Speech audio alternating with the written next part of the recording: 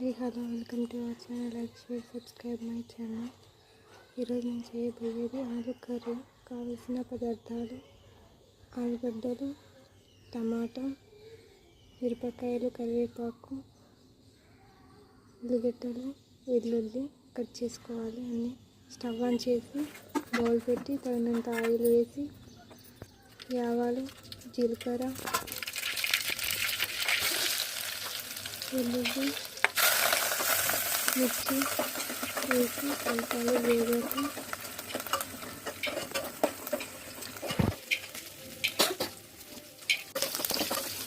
మంచిగా వేగాక ఉల్లిపాయలు వేయాలి.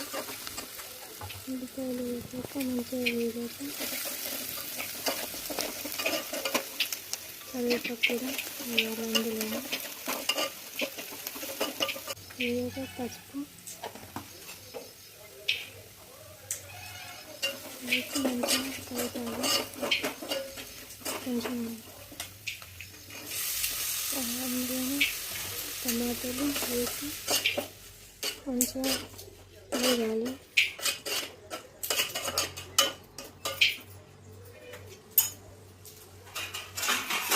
మొత్తం కలిపి మూత పెట్టి ఒక 5 మినిట్స్ అందులో తీసి మళ్ళీ ఒకసారి కలిపి అందులో చూపించిన విధంగా పెట్టేసుకోవాలి. కొంచెం సాల్ట్, పొటాటోస్ వేయాలి. ఉల్లిగడ్డలు వేసి కలపాలి. మూత పెట్టాలి. మూత మీద కొన్ని నీళ్ళు వేయాలి. కొద్దిసేపు 5 మినిట్స్ మూత తీసి కొన్ని వాటర్ వేయాలి. ఆలుగడ్డలు కొంచెం ఉడకడానికి